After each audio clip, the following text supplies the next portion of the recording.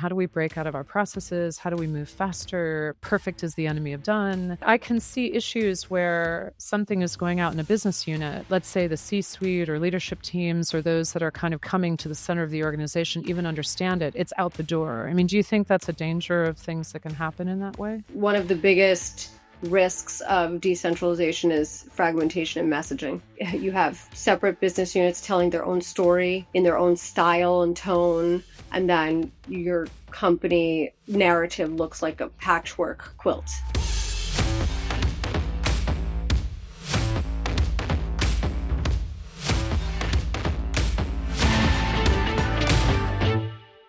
Hello and welcome to Building Brand Gravity. I'm Anne Green. And I'm Steve Halsey. And we're glad to be back together again. Steve, you and I were just together in Raleigh recently. I still see you're still in our office there. I'm back in New York, but it's nice to be back together on the pod. Yep, it's exciting to be coming to our listeners from multiple GNS locations.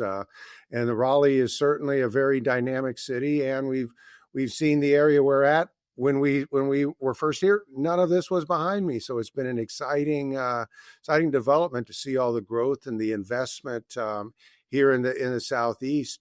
And, you know, with everything going on in the research triangle here, it's also a really good market for some of the challenges that you're going to be talking about in your podcast today, with all the investment and the highly regulated industries, with just the role of comms. Yeah, you know, I'm glad for that setup. Thank you. I had a good conversation with our guest today, who I'll bring in a minute. And it had to do with a really perennial issue in our industry, which is where is comms sitting in an organization, and how is it structured? And related to that, where is its stature and influence? So more specifically, for the conversation that's coming, it was precipitated by observations of where the pendulum swings from either centralized function or decentralized function.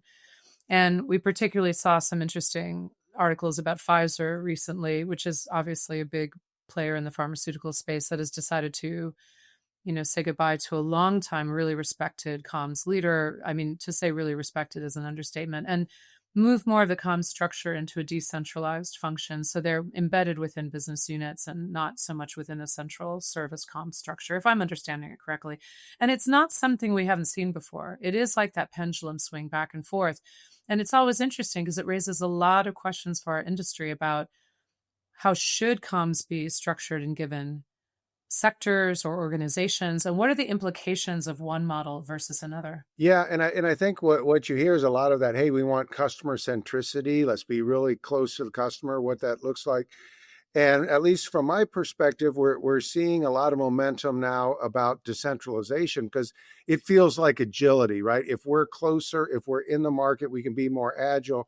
But without the alignment back to the mothership, so to speak, it quickly becomes noise. You know, and when you become in a trust fragile world like we're at right now, every word carries a lot of consequences. So from my perspective, the tension really becomes clear that if you've got agility without alignment, you're really risking that trust. But alignment without agility risks relevance. So how do you find that middle ground? I think it's like all things that you say, yes, and, right? That's kind of the challenge that we're facing right now. I love that phrase. You hit me with that the other day about, you know, those two sides of the coin, because I always joke the grass is green and brown on both sides of the fence, right? With my guest today, it was really about this question of, it's a very intense risk environment right now, and things move extremely quickly. I think this individual feels that danger and wanted to have that discussion about what are the risks and the danger of making it too decentralized. Is that in some ways you're more agile to the business units and to that customer base, but the agility to the reputational aspects of the corporation as a whole, how quickly are you seeing issues rising up out in the different pieces? Is there enough agility, speed, nimbleness of a team to understand how you respond? Is there enough cohesion in what that corporate message should be? And not just a crisis comms response, but really any kind of communications response. So I think there's a lot of tensions in there. There are. And one of the other things I think is important to keep central to it as well. And we talked about it on an earlier Brand Gravity episode with Elliot Mizrahi and Robbie Ekelek. Elliot, as most of our listener knows, is with the Page Society, and Rob is with Harris Poll. And they were really talking about what they called the confidence curve. Public trust is very uneven. And when you lay generational aspects across it, it adds another dimension to this conversation that there's a lot of skepticism across some generations about leaders' intentions, and it's only growing. And that makes a structural misalignment that a company may have even riskier. So, like you said, it's really about that balancing act that leaders face. And I thought that's what's so exciting about the conversation that you're about to have with Chrissy Jones, is that's exactly what she challenges us to think about. Absolutely. And Chrissy, she has a long career in communications, really senior counsel and practitioner, has been in a number of industry sectors, including the pharma sector. And I think it's time to bring her in. So please stay tuned for this conversation with Chrissy Jones. Well, I'm very excited to be joined today by Chrissy Jones. Hi, Chrissy. How are you? Hi, Anne. I'm well. How are you? I'm doing good. I'm doing good. Just to let our listeners know, I've got my notes right here. Chrissy is a very seasoned communications leader, more than 15 years of experience in shaping reputation, advising executives. I know you do a lot of executive thought leadership and guiding organizations through complex moment of change. And she's led strategy for major product launches, thought leadership programs in industry peers in the public sphere. And I love this one piece of your bio. Chrissy is especially known for her ability to make it make sense, taking those complex issues from science to strategy. I know you've worked in healthcare, pharma, professional services, into clear narratives, and making it make sense, I think, is a part of what we're talking about today. But did I miss anything in your bio you think people should know? Isn't that at the heart of what communicators do? We make it make sense. No, thank you for the intro. No, I think that you just about covered it. That's great. One thing I always like to ask, especially because we've got a wide range of listeners, a lot of them are across sort of integrated marketing communications, but beyond too. I'm sure some friends and family as well. How did you first come to communications? I always like to get personal to start. It's not always the most obvious field, especially how we move through it. Where did you get your start in the field? Yeah, I think probably like most communicators, my path has not been linear. What I am passionate about, what I was passionate about at my start was writing and reading. So I was an English major in college, and I just wanted to figure out a way to monetize the ability to write and read all day long. And so for me, I've been in the industry in corporate comms for almost 20 years. What I have done that has been consistent across that time period is really helping leaders and organizations achieve clarity through very complex issues and initiatives. So sometimes that has been strategy, sometimes that's been in the science industry. Often that has been with very sensitive issues. But I think that, that through line of my career has been connecting those dots so that people can see the bigger picture. And so that leaders can act with confidence and clarity. And that I love that, and I think that sense of what it means to communicate, to write, to connect with others is so at the heart of it still, no matter where we're positioned in this world. I've been agency side, you've been what is considered more client side. So we've seen so much change in the field. Me 30 years, you almost 20 years. What are the things that still excite you about it today? It is a lot of change all the time, but there's also some DNA to it too. Yes. So I have been in-house or client side my whole career. What I really love about communications is that it's the intersection of art and business strategy. So you really get to use both sides of the brain, translating that complex business strategy into those human terms that really help people relate to the organization and help build the corporate reputation. So that's kind of the heartbeat of the company, is that reputation. And like you just said, the field has evolved tremendously. I think that 20, 30 years ago, we were very tactically focused, press releases and media pitches. And now we are really a driver of trust and influence. So I think the pace is just getting faster and faster over time with AI, digital. So for me, it's really the challenge of marrying the speed and the substance and building lasting credibility with our storytelling. Yeah, I like that speed and substance and also the art and science of it too, and the connection. Uh, and it is amazing to see the change and then ask ourselves what stays the same. Because in some ways, it's the humans at the center. It's communicating between humans across groups and the ways in which communication lands or it doesn't, multi-stakeholder environment, which I know you're very much used to. I mean, this to me gets to the heart of what I hope to talk to you about today and why I reached out to you. I really enjoy in real life connection, and we've had some of that, which is great through industry bodies. But I also enjoy the connections that we forge online, especially on platforms like LinkedIn. I do try to spend some time there to see what are people talking about. And I always pay attention when there's moments of sort of lightning on LinkedIn or where moments that really light people up and it seems like there's something that is exciting them or they feel really passionately about. People are sharing a real point of view. And what I was excited about is I saw one of those moments that you sparked in a LinkedIn post that you shared. And the essence of it really had to do with this question of the communications function, which, by the way, is not just PR means press release anymore. Yay. Hopefully people have a deeper understanding.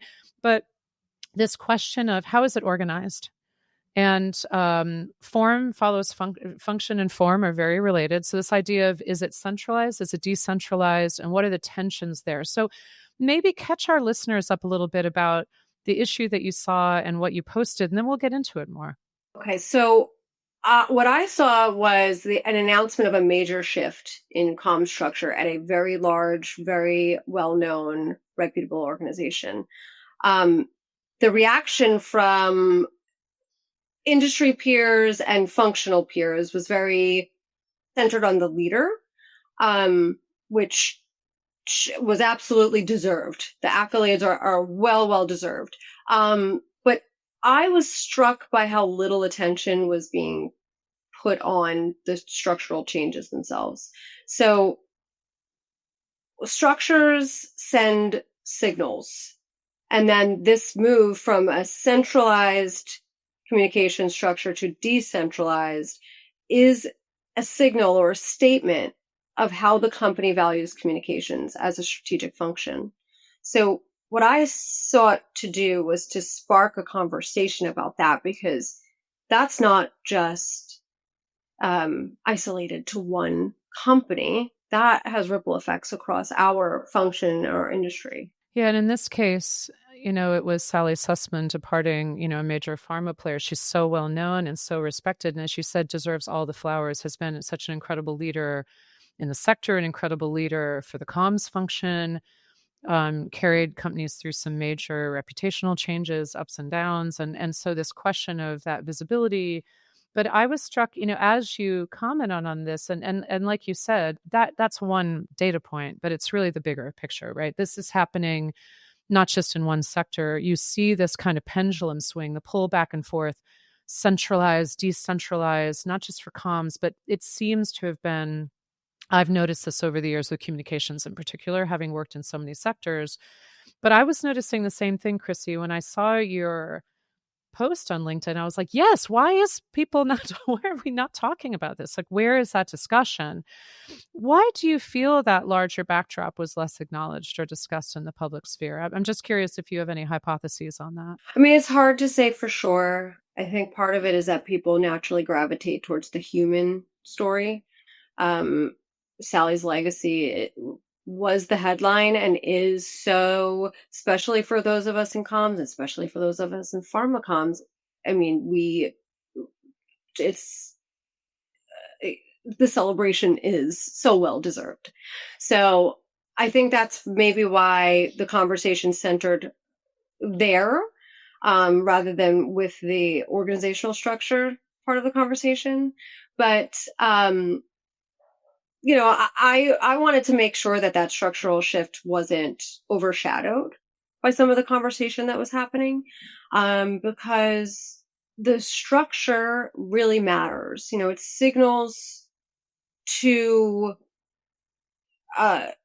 not just comms professionals, but the wider industry, how an organization values communications and whether it sees comms as central to enterprise strategy, or if it sees comms as more as an embedded set of support functions.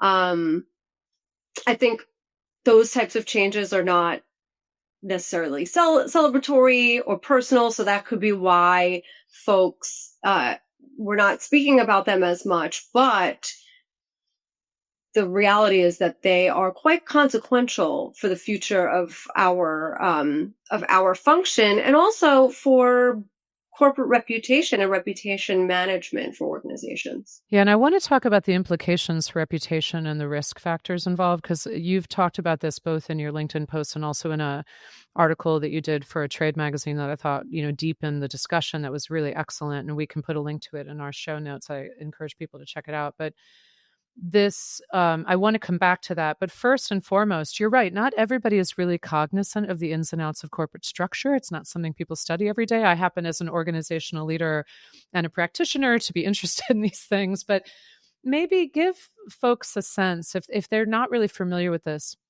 what would be the difference between a communications function, and we're talking tend to be large entities, right? That's not small entities. It's often large, often multinational. What would it look like to have a centralized comms structure, communications function, whatever its name is, versus a more decentralized structure? What would that look like so people can paint a picture in their minds? Simply, it's a centralized comm structure is one communications team that drives strategy across the enterprise, strategy and messaging across the enterprise. Decentralized, you'll have communications folks embedded in different business units, and there'll be less or no central oversight. So each of those models, you can dial up and dial down, so it'll look different for every organization, but each of those models separately has their own merits. Centralized communications builds consistency. You have a strong enterprise voice. Decentralized communications, you have more agility. You have comms folks that have deep knowledge in different areas of the business. The issue, or the tension, is that decentralized model comes with risks. And one of those risks is trading coherence and alignment on messaging for speed and agility. Yeah, it's such an interesting balance. Like you said, there are, gosh, I feel like we can't ever get away from the word hybrid. It's like our lives now. Everything is about hybrid still. But there are structures, obviously, where you have the hub and spoke. You've got the centralized model, and ideally, maybe that's an ideal thing, where then you reach out into business units so you can build that rapport and that affinity and that subject matter expertise. And I was saying to Chrissy, when you and I were preparing for this, I've seen this sort of tension, like, let's say in an agency context with earned media relations teams. You have this pull back and forth between, we need a centralized earned media team because they will own higher level relationships. They will build those skill sets. You'll naturally attract that publicist person who's different. But then you worry, do they lack the subject matter expertise of the client sectors, right? And so then it pulls back to the account teams. But I think what you're saying about this moment in time, like you talked about this in your LinkedIn post and in your article about the specific dangers and how the risk landscape changes around decentralization when you come into different sort of moments of time. What about the landscape today? And especially in highly regulated industries, pharma is one of them. What about that landscape makes you feel like that risk profile is a bit higher now for decentralized comms teams? Yeah, in any highly regulated industry, you're protecting brand reputation, but you're also protecting regulatory credibility. So inconsistencies that could possibly occur with a decentralized model can create confusion for regulators and the public. And then once that trust is lost or eroded, it's very hard to rebuild. So that's why I really value that connected, centralized model and think it really matters a lot in regulated sectors. Yeah, it's interesting because if you play it out, that agility and the speed. This isn't. I'm all about the idea of dynamic tensions. Like I'm not a either or person. I'm often both and. Like two, three, five things can be true at one time. I think if you can't think in that way, it's hard to be a leader in today's context. It's so much happening, but we want flexibility, nimbleness, agility. I mean, we're talking about that in my organization. How do we break out of our processes? How do we move faster? Perfect is the enemy of done.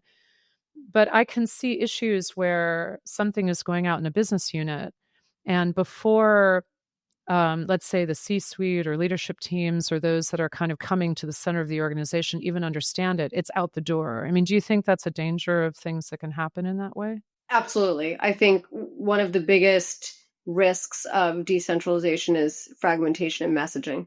Yeah. So you have separate business units telling their own story in their own style and tone, and then your company narrative looks like a patchwork quilt. Yeah. The other risk is duplication. Mm. So having teams reinventing the wheel because they're not connected, and kind of wasting resources in that way. And then related is governance. So if you don't have that center, you could end up with rogue messaging, campaigns that aren't aligned to the corporate strategy or the enterprise strategy. So while decentralization offers a lot of agility and deep subject matter knowledge, there are risks, right? So what we would love to see, I think, what communicators would love to see is if we're seeing trend towards slight decentralization, we want to see that connective tissue continuing to exist or being built in organizations that have a decentralized structure, so that your voice isn't splintered. Yeah, and it's so funny. I feel like since the advent of social media, this is just one example.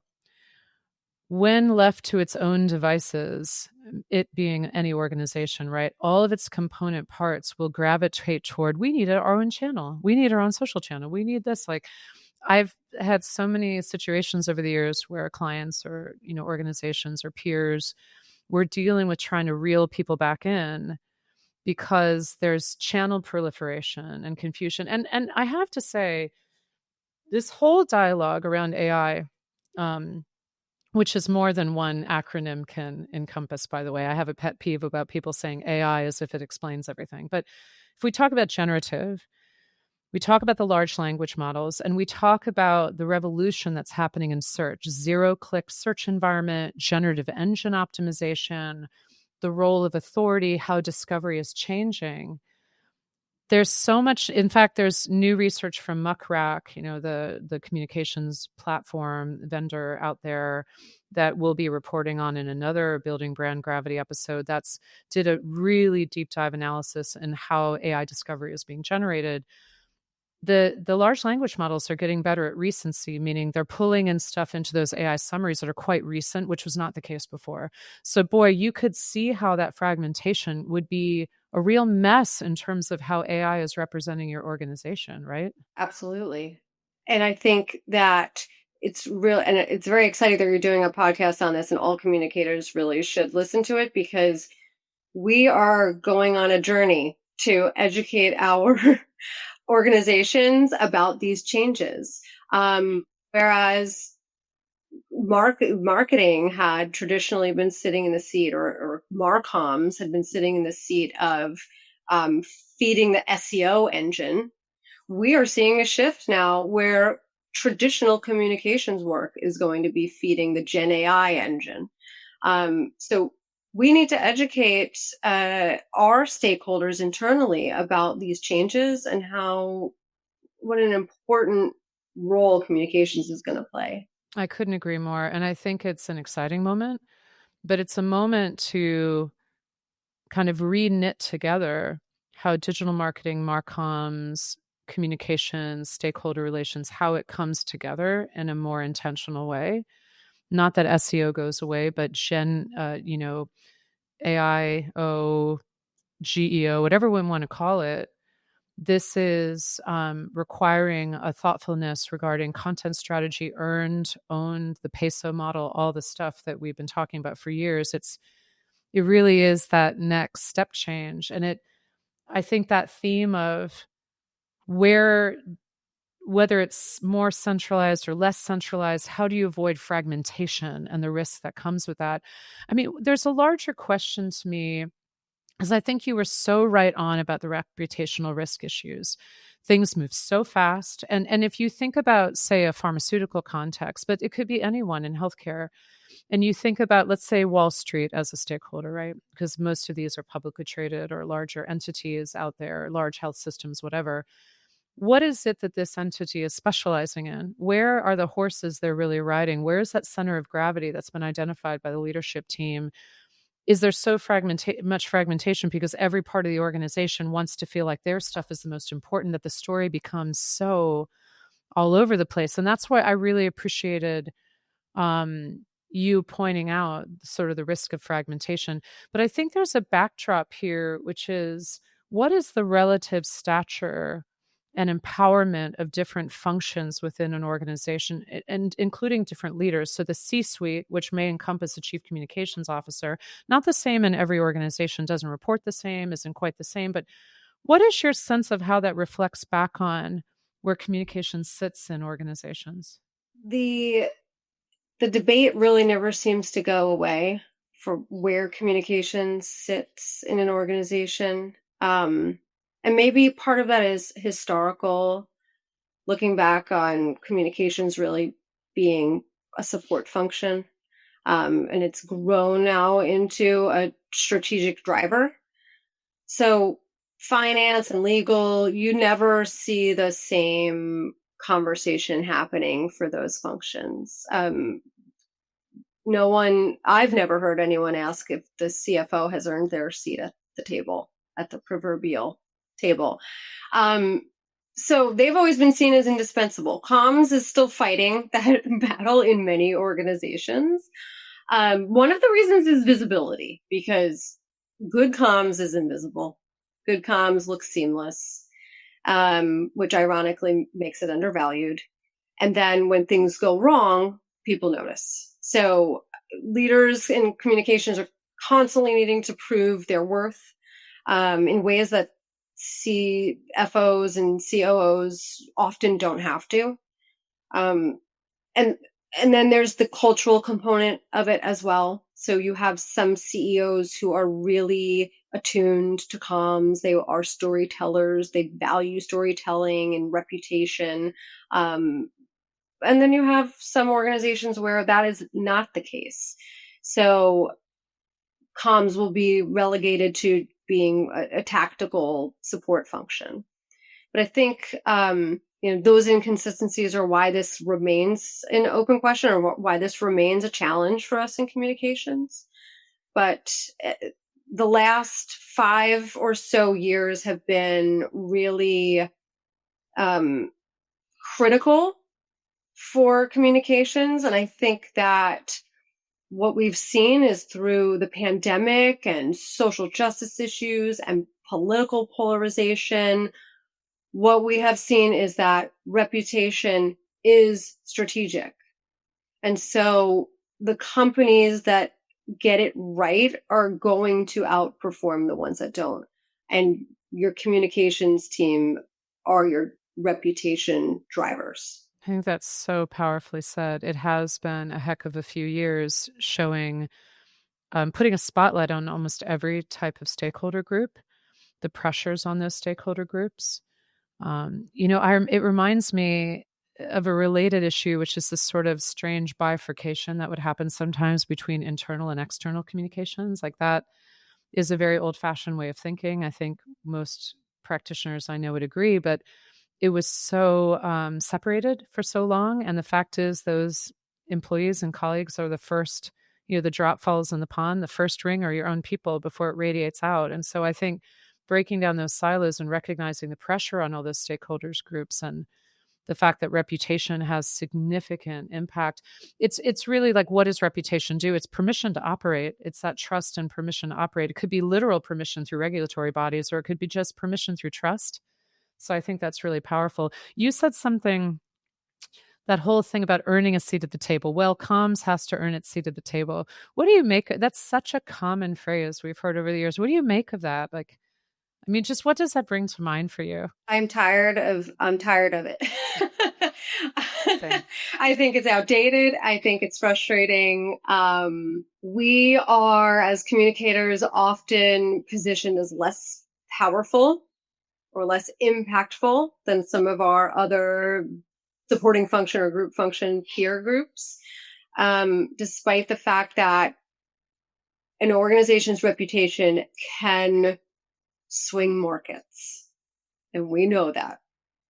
Just as much as numbers on a spreadsheet, a social media post can tank your earnings.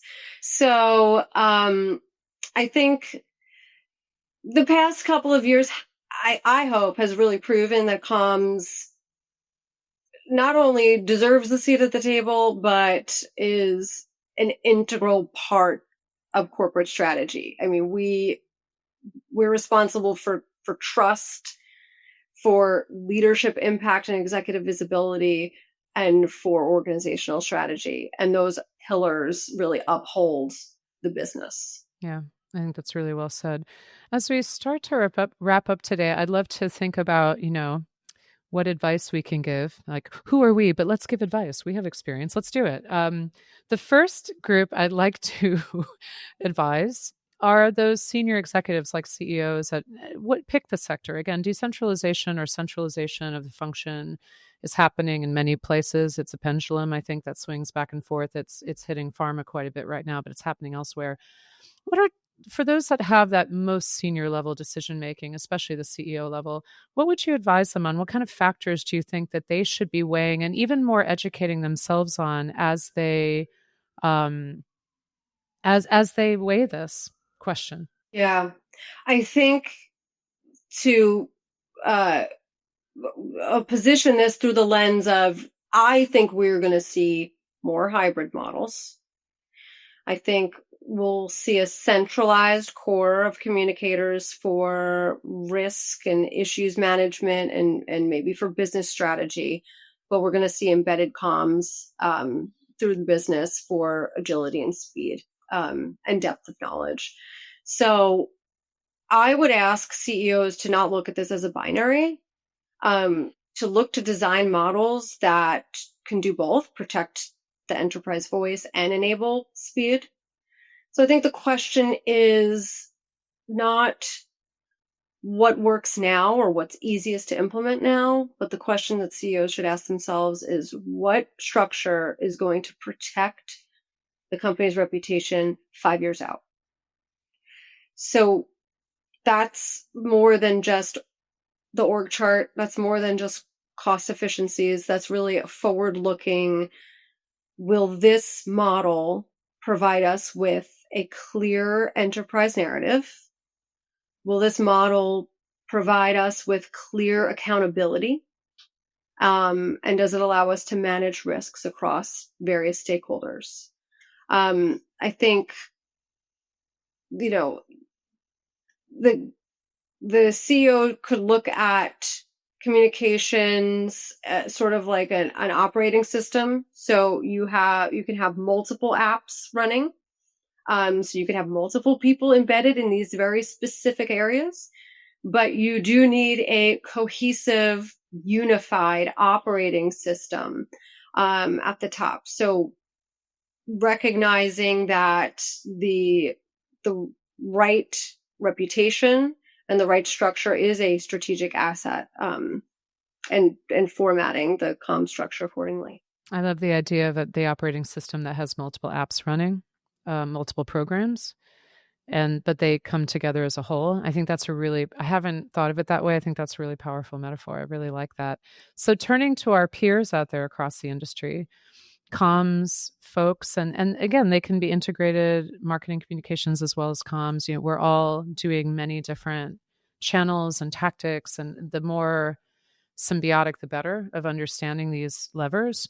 But for those that are either mid-career and really growing, or more senior folks, what thoughts can we share on the question of what to do relative to raising that stature of communications internally, or advocating, pushing for that more cohesive and connective structures that are better in this kind of volatile landscape? What would you say to our peers? Yeah, thanks for asking this question, because I have gotten a lot of individuals have approached me and asked what they can do. And it really is very different depending on where you sit in the organization, the structure that's already in place in your organization, how large your organization is. There's so many factors that will impact and affect the way that you personally can advocate for change in your organization or advocate for the function. But I tried to distill it down to something that would be universal for all communicators. And so my advice is to make sure that you are not just running your silo. So build bridges and influence outside of your lane, because corporate reputation does not care about org charts. So we shouldn't either. What we need to do is connect across the business. And the more connected we are, the more bridges that we build, the harder it will be to sideline communications and to position us just as a tactical executor. So much wisdom. I know you've had time to think about this as people have asked you, because that's hard. Like, it's amazing for people to come and ask that question. Corporate reputation does not care about org charts is one of the quotes of the podcast. I couldn't agree more. It's just like consumers encountering a brand don't care where they're encountering it. It's the brand. Like, we've known that in brand strategy for years. I absolutely love that. So to finish up, Chrissy, the name of our show is Building Brand Gravity. So I always like to ask people, what has you in its gravity right now? What is fun? What's lighting you up? What are you into? However you want to define that. Okay, so I'm gonna try to bring this back to communications, but we're gonna we'll take 30. Last night I finally finished K-pop Demon Hunters. Have you Oh my heard God, about that? so many people are talking about this. I was listening to another podcast when there. Oh, it was the New York Times was doing like a culture review. But yeah, tell me what your take is. What's your hot take? People are talking about it. I have a 9-year-old daughter who is obsessed. So I finally finished watching it with her, and it's brilliant, because it's a masterclass in trend spotting. They have taken the appetite for K-pop, the appetite for anime, the appetite for what would you even call it? The zombie demons, the supernatural crime fighting, and somehow put it together into a package that works. And so I'd heard yesterday that this has now become, in just over 2 months, the most watched movie in Netflix history. The music is their earworms. The music is just stuck in my head now. But I think that if I'm trying to wrap it up and bring it back to communication, I think communicators can really take a lesson from this by embracing and aligning with the zeitgeist and the cultural currents, and seek out different ways that combine things that you didn't necessarily think would go together, but look out into the cultural current and see what you can pull and try to create something new. I love that. And that's some great branding. Even the title captures your attention. You're like, what the heck is this? But when I heard the culture critics at the New York Times talking about it, one thing caught my attention, talk about marketing, is that the K-pop demon hunters, the women in the K-pop groups who fight demons, the demons who are guys said to themselves, we have a marketing issue. We keep getting beaten by these singers. So maybe we'll form a pop group and it'll be a demon pop group. So there's marketing for you, Chrissy. It's so funny. Well, I so appreciate you being on Building Brand Gravity. I encourage folks, if you enjoyed this conversation, check out our other episodes, share this one with your friends, especially in the comms field. A lot of really important things to talk about here. And Chrissy Jones, thank you again for joining us. Thanks for having me, Anne.